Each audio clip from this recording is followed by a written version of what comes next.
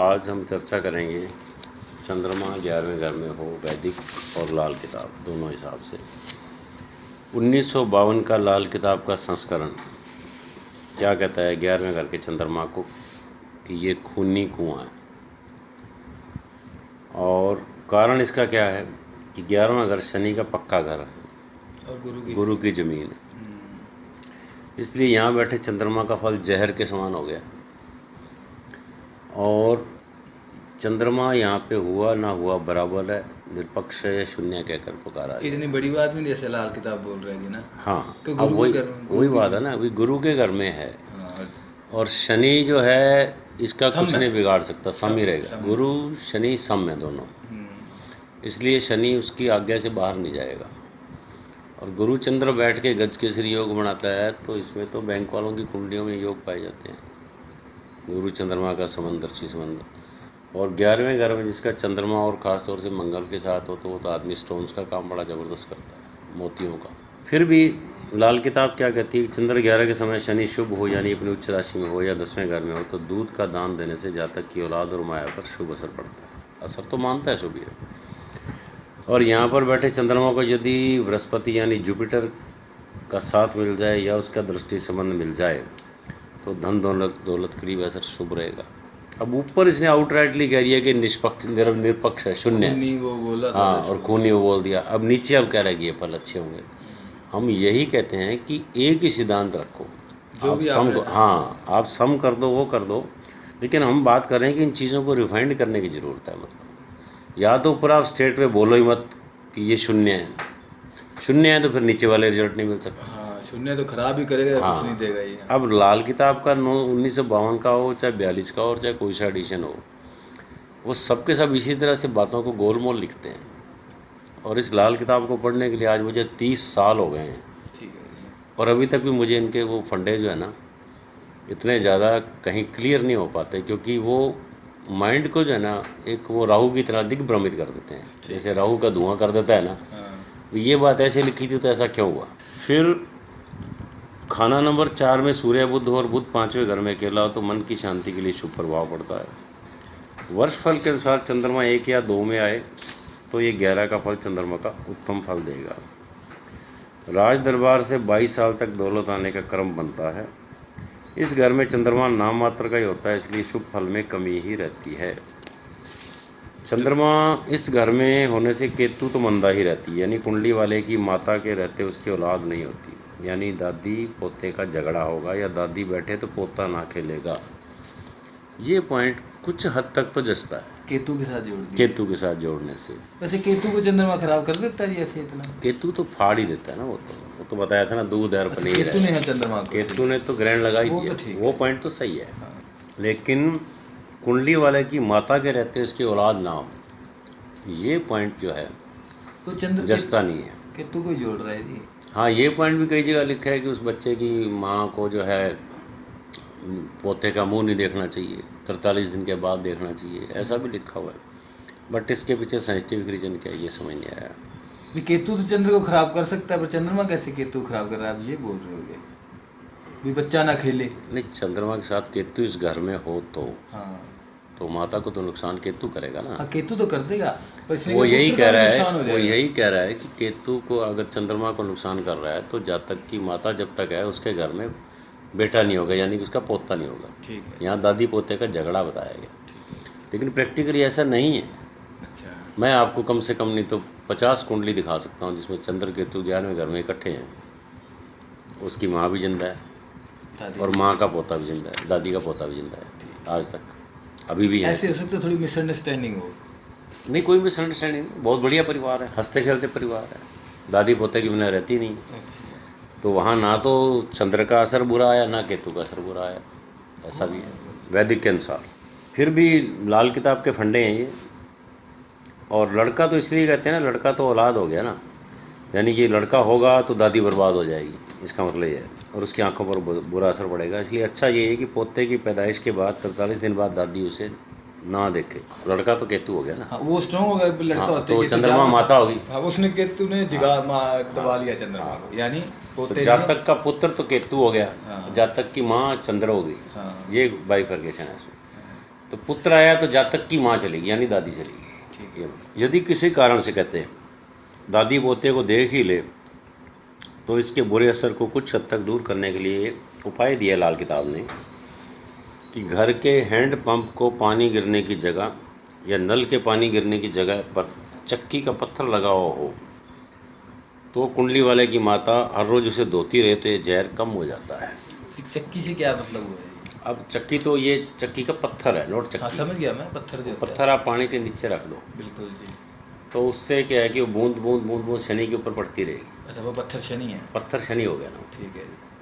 तो वैसे तो आपने ये भी देखा बूंद बूंद पड़ते पत्थर को भी ख़त्म कर आपे देते। गल जाता है। हाँ। बंदा उसे डर डर पै जाता है जी। हाँ। तो इसलिए वो इसने एक उपाय के रूप में जो है इसको दे दिया कि वो जो माता है उस पत्थर को रोज़ धोती रहे। शनि जहर है ना, तो जहर कम होता जाएगा पत्थर को धोओगे तो। हाँ ठीक है जी। शनि का ही घर है चंद्रमा अपने और शनि का ही घर है, इसलिए चंद्र से मतलब पानी से धो रहे हैं तो शनि का जहर डाइल्यूट हो रहा है। सही बात है। ये इसमें खत्म हो रहा है धीरे धीरे, घस हाँ, रहेगा। इसलिए चंद्र 11 के समय केतु कमज़ोर ही हुआ करता है, इसलिए जब व्यक्ति में बच्चा पैदा करने की शक्ति में कमी हो तो सोने की सलाख को खूब गर्म करके दूध में बुझाएं तो उसके पीने से लड़का पैदा हो सकता है। ये पॉइंट रिसर्च का है। कई बातें में लाल किताब की अपील करती हैं।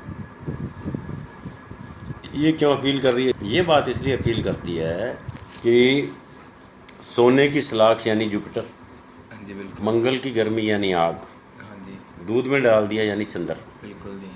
तो दो चीज़ों को दूध के अंदर इंट्रोड्यूस कर दिया गया, मंगल और गुरु और मंगल को। ठीक है जी। तो मंगल से तो उसकी स्पर्श में गति आ जाएगी ठीक है जी। और गुरु तो पुत्र का कारक है पुत्र को क्योंकि केतु को वो अपने आप कंट्रोल करेगा। ठीक है जी। और चंद्रमा के इसलिए उसको पियोगे तो उससे कहते हैं लड़का पैदा होगा, यानी कि गुरु को अपने अंदर सोख लोगे तो केतु का जन्म होगा, पुत्र का। समझ गया। केतु पुत्र हो गया। ठीक है। ये इसके पीछे लॉजिक हो गया। अब इस विधि को कहते हैं 11 बार प्रयोग में लो। तो हर बार सोने को गर्म करके दूध में बुझा लो और उस दूध को पी लो।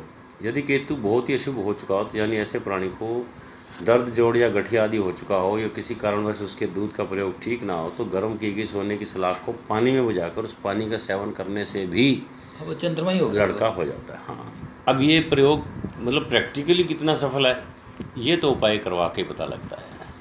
पुत्र ना हो रहा हो तब है ये। हाँ तब है, तभी है। अगर कुछ भी बच्चा ही ना हो रहा हो तो ये कर सकते हैं। हाँ तो भी कर सकते, तो भी कर सकते। ऐसा व्यक्ति बृहस्पति यानी सोना यानी ऐसी दवाएं जिनमें सोना या सोने की भस्म शामिल हो तो उनका प्रयोग करे तो भी औलाद करने में समर्थ हो सकता है। स्वर्ण भस्म की आयुर्वेदिक दवाइयाँ आती हैं, उनको भी यूटिलाइज कर। जब चंद्रमा को कहते हैं बृहस्पति की मदद मिलती है तो दोनों कभी मंदे नहीं होते और ऐसा व्यक्ति किसी दुश्मन से परेशानी नहीं उठाता। चंद्र 11 के समय यदि शनि तीसरे घर में हो तो जातक की माता मासूमी में यानी चंद्र और शनि की मियाद के दिनों में मर सकती है या उसकी सेहत खराब हो सकती है। देन बुधवार के दिन कहते हैं कि बहन या लड़की का जन्म हो तो व्यक्ति बुध की चीज़ें घर में लाए, जैसे गाने बजाने का सामान, घड़ी, रेडियो, ये बुध की चीज़ें हैं, ये ध्यान रखना। ढोलकी वगैरह आपको बताई थी ना। हाँ, कैसी? तो हाँ जी ये रेडियो, घड़ी हो गया, रेडियो हो गया, संगीत हो गया, तभी तो घंटियों को लेते हैं ना मंदिर में। हाँ, ये संगीत की चीज़ें हो गई। उसकी शादी शुक्रवार के दिन हो, या शादी अपनी हो या उसके किसी रिश्तेदार की हो। संगीत बुध है जी जो आवाज़ निकलती है। हाँ, संगीत बुध है। ठीक है। ये कहते हैं कि खाना नंबर 3 में शुभ ग्रह होते हैं, ऐसे व्यक्ति का शैशवकाल मंदा होगा, शायद गरीब घर में पैदा होगा। ऐसे व्यक्ति के लिए 5 बातें चंद्र के बुरे फल को और बुरा कर देती हैं, ये इसलिए बता रहे हैं। तीसरी बात बताई इसने, शनिवार के दिन मकान बनाना या गिराना, वो भी नुकसानदायक है। चौथी जागृत करते हैं। हाँ, चौथी बात है केतु की चीज़ों के काम यानी कि बच्चों के खिलौने, ये केतु के हैं। देन वो अगर आप उसका व्यापार करोगे तो बुरा असर देगा। 5वां इसी तरह संध्या के समय गुरु उपदेश सुनना या सुनाना या बृहस्पति की चीज़ें या धर्म आदि पुस्तकें खरीद कर घर में लाना तो भी बुरा होगा, विशेषकर राहु के समय अर्थात पक्की शाम के समय। शाम को तो राहु का समय आता है, उस समय अगर आप किताब खरीदते हो बृहस्पति की या मंदिर में जाते हो, उपदेश करते हो, सुनते हो या सुनाते हो। तो ये तो आम ही आजकल तो जी। आम क्यों? भागवत कथा 3 से 6 होती है, 6-7 बजे तो भोग हो जाता है। जब शनि की राहु की पक्की शाम आती है तो भागवत कहाँ होती है? ਆਮ ਜਿਵੇਂ ਤਾਂ ਆਪਾਂ ਹੈ। ਮੰਦਿਰਾਂ ਦੇ ਸ਼ਾਮ ਨੂੰ ਜਾਂਦੇ ਆ ਤੇ ਜਾਗਰਣ ਕਰਦੇ ਆ, ਇਹ ਸਭ ਚੱਲੀ ਜਾਂਦਾ ਇਹ ਸਾਰਾ ਕਿਸ਼ਤਾ ਜੀ। तो किसी को नुकसान कर रहा है, किसी को फायदा कर रहा है, दोनों ही बातें हैं। मंदिर में जाने का विधान तो वैसे सुबह का ही है। हम तो कहते हैं सुबह उठ के जाओ तो सूर्य जागृत होगा, चल रहा है वो बात अलग है। और एक पॉइंट ये बार बार आ रहा है कि जातक की माता यानी कि दादी, बच्चे पोते की दादी जो है वो उससे 43 दिन दूर रहे, नहीं तो जातक की माता के ऊपर इसका बुरा असर पड़ेगा, यानी कि डिलीवरी के समय डेथ भी हो सकती है उसकी। उसकी माता की कुआं बनवाने के तत्काल पश्चात मृत्यु हो जाती है, या औलाद की मृत्यु हो जाती है, या उसे दरियाई या समुद्री सफ़रों में नुकसान होने की संभावना रहती है। उपाय के तौर पर कहते हैं माता की मंदी सेहत के लिए चंद्र की चीज़ें यानी दूध के खोए पेड़े वो बच्चों में बांटो। ऐसे पेड़े गिनती में 121 होने चाहिए, या इतना दूध जो 11 आदमियों के लिए काफ़ी हो। यदि ये पेड़े बच्चों को देने में वहम लगता हो तो इसको चलते पानी में डाल भी सकते, कभी बच्चे नहीं भी लेते। और चंद्रमंगल कहते हैं 11वें घर में हो जाए तो ऐसे व्यक्ति को वहमी और लालची बनाता है, जबकि ऐसा नहीं है। लक्ष्मी योग है ये तो। दिस इज श्री लक्ष्मी योग, ऐसा नहीं है। चंद्र बुध की युति हो तो उस व्यक्ति की लड़की की शादी दिन अचानक उसका भाग्योदय होगा। चंद्र राहु इकट्ठे हों तो बृहस्पति और दूसरे भाव में, बुध तीसरे में हो तो सोने को आग में तपाकर दूध में बुझाकर प्रयोग करने से औलाद की पैदाइश में बरकत होने लगता है। ये पॉइंट इम्पोर्टेंट पॉइंट है इसका। तो आप किसी की अगर औलाद नहीं हो रही और चंद्र 11वें हो तो ये उपाय बता के उसकी आप ये करवा सकते हो। फर्दर कुछ और भी कष्ट और कारण है कि यह घर बृहस्पति और शनि प्रभावित है, तो इस घर में जो भी होगा अपने शत्रु ग्रह और उससे संबंध रखने वाली वस्तुओं को बर्बाद कर देगा। केतु चौथे घर में हो तो माता का सुख नष्ट होगा। बुधवार को बहन का जन्म या बुध के कारोबार होने से बुध बलवान होता है, शनि का साथ देता है और चंद्र का साथ नहीं देता। शनिवार को मकान बनाना या खरीदना शुरू करें तो शनि बलवान होगा। शनिवार को बनाए जाते बिल्कुल। अब शनि बार बार चर्चा आती है और मकान की चर्चा शनि के साथ ही आती है, इसलिए ये पॉइंट आपको बिल्कुल दिमाग में क्लियर हो जाना चाहिए। मकान तो शनि का है। बिल्कुल, मकान शनि का ही है। जैसे आपने बनाना शुरू किया तो पहले शनि मंगल को, की, हाँ मकान शनि का, ये चीज़ें दिमाग में बुध रखनी। मजबूत हो जाएगा शनिवार को खरीदा तो ये सब कुछ। बुधवार को बहन का जन्म हो तो बुध के बलवान होने से शनि का साथ देता हो, ये कह रहे हैं। बुध के बलवान होने से बहन का जन्म होने से बुध बलवान हो गया, और वो बुध शनि का ही साथ देगा, ना कि चंद्र का। बस ठीक है जी, सब ठीक हो गया। रात 12 बजे के बाद प्रात समय तक कन्यादान लें या दें, या गुरु उपदेश सुने या सुनाएं, या शुक्रवार को किसी शादी में शामिल हों, तो ये चीज़ें भी जो है मंदा करती हैं। ये रात के जागरण वगैरह जो होते हैं ना, इसमें भी ये बहुत इम्पोर्टेंट पॉइंट है वैसे तो ये। वही आ गया फिर। देन बुध और शनि और शुक्र मिलकर चंद्र को हानि करते हैं और धन दौलत को बर्बाद कर देते हैं। उपाय के लिए अब आप क्या करो कि भैरव के मंदिरों में दूध दिया करो, धन और पुत्र सुख के लिए दूध का दान करो। बच्चे के जन्म के बाद दादी 100 दिन तक बच्चे को ना देखे। अब कहीं 43 डेज है, कहीं 100 दिन है, लेकिन वैसे रेलेवेंसी 43 डेज़ की है। सोने की सलाख को गर्म करके उसको दूध में ठंडा करो और वह दूध पियो तो बृहस्पति की सहायता होगी चंद्र। 11 व्यक्तियों की खुराक के बराबर यानी 125 या 121 पेड़े बांट दो, कोई ना ले तो दरिया में डालो। ये इसके बेज में उपाय हो गए। तो ये हल्की चर्चा होगी आपकी 11वें घर की। अब बात करते हैं 12वें घर की। 12वें घर पर अधिकार किसका है? राहु राहु का जी। और राहु का मकान अधिकार, गुरु का। गुरु का मकान, गुरु की ज़मीन। हाँ जी। इसलिए 12वां घर बृहस्पति का पक्का घर होता हुआ भी राहु के कारण यहाँ चंद्र का फल शुभ नहीं रहता है, क्योंकि ग्रहण योग हो गया। ये तो अमृत मंथन से ही जो है बैर चला आ रहा है। ब्रह्मा जी जो है ना, ये तो ये इतने बैर नहीं रखते। विष्णु जी तो पक्के काम करते हैं।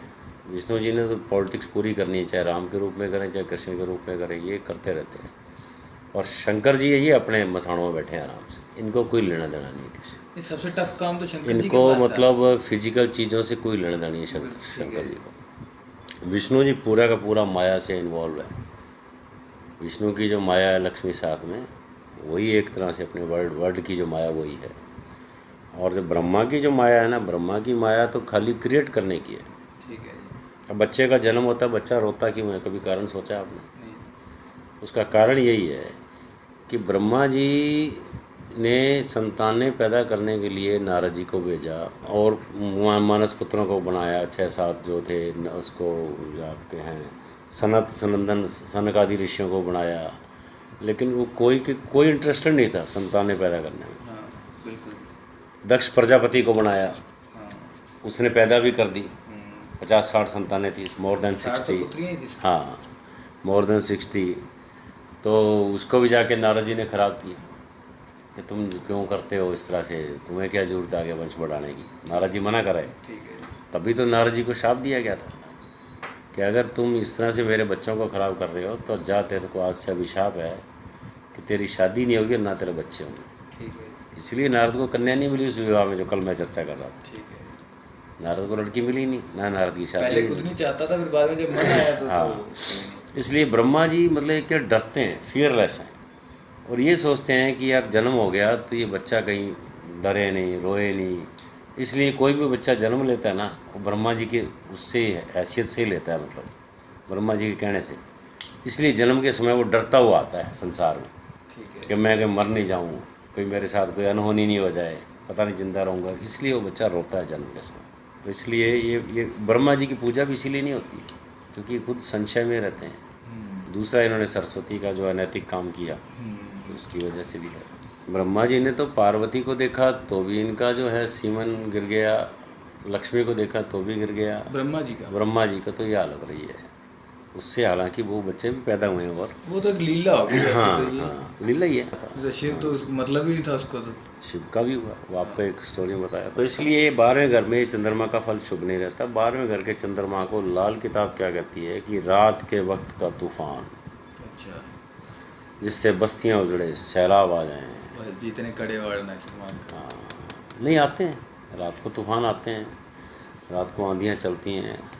रात को फाइलिन तूफान आया था, अभी उड़ीसा में हम थे तो। नहीं तो 12वें चंद्रमा खराब ही करेगा ये तो इसके 12वां मुताबिक तो ये मान लेते हैं। तो बट नेचुरल है, राहु खराब करेगा।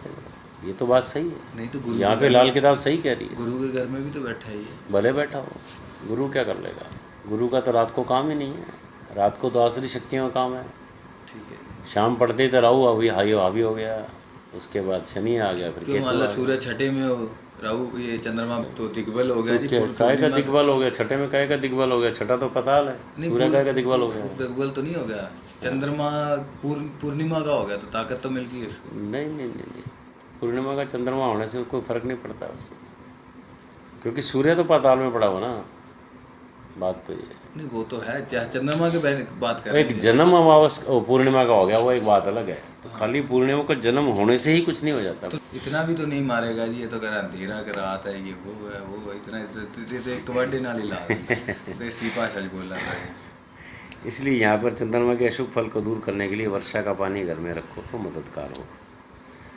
अच्छा, यहाँ चंद्रमा होने से व्यक्ति के लिए माता पिता से मिला हुआ धन दौलत ज़्यादा सब कुछ उजड़ जाए या बिक जाए, मगर उसका अपना कमाया धन एक ज़र्रा भी बर्बाद नहीं होता, और उसके माता पिता जो कुछ दे जाएंगे वह जरूर बर्बाद हो जाएगा। अब वही बात होगी, माता और पिता सूर्य और चंद्र दोनों आ गए तो जातक के लिए बर्बादी का बहाना होगा।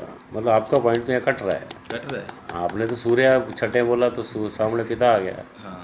और माता 12 हो गई। ठीक है। ये तो कह रहा है बर्बाद हो जाएगा। लाल किताब ये कह रही है। ऐसे जब तक चंद्रमा वाला जातक आग की तरह पानी से जल जाता है, ये बात भी सही है कि ऐसे चंद्रमा वाला जातक आग की जगह पानी से ही जल जाता है। मतलब आग की तो जरूरत ही नहीं उसको, पानी से जल रहा है वो। डरता है भाई अब 100 डिग्री हो गया, 98.4 बॉडी का टेम्परेचर हो गया। 100 डिग्री होते पानी ने तो भाप बढ़ना ही है ना। ठीक है। तो जलने की प्रक्रिया तो शुरू होगी ना, सूर्य सामने पड़ा हो तो। ठीक है। हाँ, ये है कि सामने तो फिर भी बचत है पूर्णिमा में, हाँ।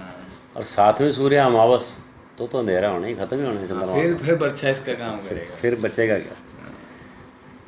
ऐसे घटना के बाद दूसरी कोई ऐसी बुरी घटना घटित होती है जिससे पहले वाली खुशी खत्म हो जाती है। चंद्रमा 12 के समय व्यक्ति की रात की नींद हराम हो जाती है और उसके सिर की चमड़ी पर बुरा प्रभाव पड़ता है। ये ठीक है। 12वें घर का चंद्रमा वर्ष साल में खाना नंबर 1 में आए तो व्यक्ति की ससुराल की जायदाद के लिए बुरा असर होता है और अपनी दौलत के लिए इसका बुरा फल होता है। उपाय के तौर पर धर्म स्थान में जाते रहना चाहिए। चंद्र 12 के समय मंगल 1 हो, सूर्य 2 हो, ऐसा व्यक्ति सुस्त या आलसी होता है और उसके धन में बरकत नहीं आती। ऐसा बुरा प्रभाव जब तक कि 48 वर्ष की आयु तक पड़ता है। इसके पश्चात चंद्रमा का फल शुभ हो जाता है। 48 तक क्यों, उधर राहु ने ब्रेक लगा रखी है इसलिए। 48 राहु का था। हाँ, राहु का 42 से 48 मैंने बताया, केतु का 48 से 54। चंद्रमा के समय 12वें के समय सूर्य खाना नंबर 6 में हो, अब आपका जवाब आ रहा है, तो पति पत्नी दोनों या किसी एक की आंखों पर बुरा प्रभाव पड़ता है। दोनों में से एक आंख से काना भी हो सकता है। चलो अब आप तो बड़े अच्छे रिजल्ट दे रहे थे, तो काना ही कर दिया। इधर ही बर्छा लेके बैठा है, ये चंगा तो बोलता ही नहीं है। अब 2 ग्रहों के फल की बात करें तो चंद्र बुध इकट्ठे हो जाएं 12वें घर में, चंद्र सूर्य भी आएगा जी। तो माता बहन बुआ बेटी पर असर होना ही है बुध के कारण। ठीक है जी। फिर शनि की मशीनें मकान इन पे बुरा असर होना है, चंद्र शनि में क्योंकि ही? शनि जहरीला देगा। नहीं, चंद्र बुध इकट्ठे बने, शनि जहरीला असर देता है, ये कह रहे हैं। चंद्र शनि इकट्ठे हो जाएं तो जातक माया की परवाह नहीं करता और बेगर्ज इंसान होता है, यानी जो दूसरों का कार्य अपने लाभ की चिंता किए बगैर करता है, ऐसे व्यक्ति को स्त्री सुख कम मिलता है। चंद्र राहु इकट्ठे हो जाएं तो माता और मन की शांति पर बुरा असर, शुक्र पर मंदा असर यानी स्त्री पर बुरा प्रभाव पड़ता है। केतु चंद्र इकट्ठे हो जाएं तो धन की तो थैलियाँ तो घर में आएंगी, लेकिन बचत शून्य होगी, सेविंग जीरो। छेद वाला गड़ा हो गया। इसको हम यूँ कहते हैं, जैसे इसने यूँ बोल दिया कि थैलियाँ और शून्य, हम ये बोलते हैं कि केतु चंद्र 12 में होने से ग्रहण योग लग गया। अब आप जहाँ भी खर्चा करोगे आपका खर्चा अनप्लैंड होगा, इसलिए आप जाओ तो प्लान से खर्चा करो, नहीं तो आपकी जेब खाली हो जाएगी। वैदिक ये कहता है। बात वही आ गई, मैंने कान इधर से पकड़ा और लाल किताब ने इधर से पकड़ा, लाल किताब घुमा के पकड़ बस। वो लाल किताब सीधी कहती है चंद्र केतु साथ में बर्बाद हो गया, खत्म हो गया, शून्य हो गया। ये मार जिंदगी में मार दो। लेकिन हम उसको ये कहते हैं कि आपके ग्रहण योग लगाओ, आप खर्चा प्लान से करो। ये नहीं आपके पास क्रेडिट कार्ड है 70,000 की उसकी लिमिट है तो आप जाके सारे खरीद लाए। थोड़ा सा ध्यान रखो, 7 की 10 20 50,000 का खरीद लो, ये बात है। तो ये आपका 12वें घर का एक छोटा सा चर्चा, और इसी चर्चा को आगे और बढ़ाते हैं अभी। ये घर चंद्र के मित्र बृहस्पति का है, और इस घर में चंद्रमा अपने मित्र मंगल और उससे संबंध रखने वाली वस्तुओं का उत्तम प्रभाव करता है, और अपने शत्रु यानी कि बुध और केतु की वस्तुओं को हानि करता है। मंगल कहते हैं जिस घर में होगा उस घर से संबंध रखने वाले कारोबार और वस्तुएं उत्तम फल देंगे। जैसे मंगल, हाँ, जैसे मंगल कहते हैं पहले घर में हो तो राज दरबार, दूसरे घर में हो तो ससुराल, तीसरे में हो तो बड़े भाई ताया। अब तीसरे में वैसे छोटा भाई होता है, चाचा हो सकता हाँ, है। अब ये बड़ा भाई कह रहा है चंद्र से तीसरे। चौथे में हो तो छोटे भाई, चंद्र से तीसरा इसने दूसरा घर लगाया फिर। हाँ, चौथे अब छोटा भाई पराक्रम आ गया, अब आया सही, क्योंकि 12वें में बैठा है चंद्रमा। हाँ, नहीं तो बड़ा भाई तो आएगा ही नहीं ना, अब दूसरे में भी नहीं आएगा। नहीं आएगा ना, यही तो मैं कह रहा 12 में हूँ। आएगा। मैं तो पॉइंट पकड़ती, मेरा तो दिमाग ठनकता है ना। हाँ। भाई इसने 12वां घर क्यों, वो तो लेफ्ट साइड में चला गया। हाँ। ये तो राइट की बातें कर रहा है। जब राइट की बात कर रहे हो तो राइट की करो। जब आप लेफ्ट में जाओगे, बैक जाओगे, यानी आप 11वें घर में जाओगे, बिल्कुल समझ गए। यानी चंद्र से 12वां घर बोलोगे तब बड़ा भाई होगा। 11वें घर, ये मैं कह रहा हूँ। ठीक है जी। अब ये पॉइंट गलत है, ये इसने क्यों लिखा है, इसका क्लैरिफिकेशन तो लिखने वाला ही देगा। 8वें में 7वें, अच्छा फिर आ गया चौथे में छोटे भाई माता और माता खानदान, 5वें में पुत्र, छठे में ध्यानों का मतलब यहाँ पे वो बहन बेटी बुआ वगैरह से है, 7वें में अपना ग्रस्त, 8वें में जातक की मृत्यु, 9वें में बड़ों के घर घट, 10वें अपने मन की शांति, 11वें में इंसाफ पसंदगी, और 12वें में अपनी ज़िंदगी की मिठास बढ़ाने में उनके घरों में दूध की नदियाँ बहती नजर आएंगी। कष्ट और कारण क्या होते हैं 12वें घर में? इस प्रकार बुध और केतु जिस घर में होंगे उस घर से संबंध रखने वाली जानदार या बेजान चीज़ों की हानि होती है। 12वें घर में चंद्र होने पर चौथे घर में भारी वर्षा करके दरिया या सैलाब आने वाले हालत पैदा कर देता है।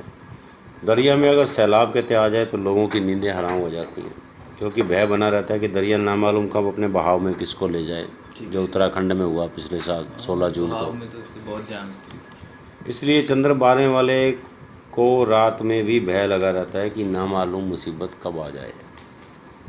हम ये कहते हैं वैदिक के अंदर के 12वां चंद्रमा है तो आपको डराना बहुत आसान है। आपको हम एक सिंपल टेलीफोन कर देंगे तो आपको टेंशन हो जाएगा। वो बात वही आ गई, इसने भय की बात कर दी, हमने कैलकुलेशन की बात चंद्रमा कर भी राहु का प्रभाव दे रहा है जी। दी। बस राहु का क्या डर है? भय, बस सीधी सी बात। ठीक है। फंडा ये है, चाहे लाल किताब ले लो चाहे वैदिक ले लो, लेकिन दिमाग में क्लियर होना चाहिए। देन मंगल चौथे में हो तो अधिक वर्षा के कारण जला सड़ा मंगल ना रहेगा, ठंडा मंगल होगा और मंगल की चौथे घर की बुराई नहीं होगी। केतु चौथे घर में निर्बल हो तो पुत्र सुख नष्ट होगा, माता सुख को हानि होगा। अब बात करते हैं उपाय क्या करें। उपाय ये है कि केतु बृहस्पति की सहायता से बलवान किया जा सकता है। बृहस्पति की सहायता से चंद्रमा को भी बल मिलता है। बृहस्पति और केतु चंद्र के दोनों मित्र हैं। नहीं, ये पॉइंट सही नहीं है। ये छोड़ के बृहस्पति केतु और चंद्र दोनों का मित्र है। हाँ, बृहस्पति मित्र है, केतु हाँ, चंद्र ये बात है। सही है। ठीक है, इसलिए चंद्र और केतु के बीच में बृहस्पति सांझे मित्र का काम करता है, यानी मीडिएटर हो गया। ठीक है गाजी। कानों में सोना रखो, ये पॉइंट सही है। दूध में सोना बुझाकर पीने से और धर्मस्थान में आते जाते रहने से चंद्रमा 12वें और केतु चौथे का दोष दूर हो जाता है। चंद्रमा 12वें घर में निर्बल होने के कारण चंद्रमा 12वें घर में दोषपूर्ण हो जाता है। बस ये बेसिकली इसके उपाय हैं। और फर्दर उपाय ये भी आता है कि रात को आप दूध ना पियो, इस तरह का उपाय भी आता है। आप धर्मस्थान में जाओ, शिवलिंग पे जल वगैरह चढ़ाओ, तो भी इसमें मृत्यु के स्थान से वहाँ पे जाने से कष्ट दूर होता है। नंदी बैल के कानों में प्रार्थना करके आओ, तो भी जो है आपके मृत्यु तुल्य कष्ट टल जाते हैं। 12वें घर में चंद्रमा हो तो सोमनाथ शिवलिंग, काशी विश्वनाथ शिवलिंग, रामेश्वरम ऐसी जगह की यात्राएं करके आओ, तो भी आपके कष्ट टल जाएंगे। तो ये चर्चा आपकी आज समाप्त हो रही है यहाँ पे चंद्र के 12 घरों की। आज के लिए इतना ही, कल आगे बढ़ाएंगे चर्चा।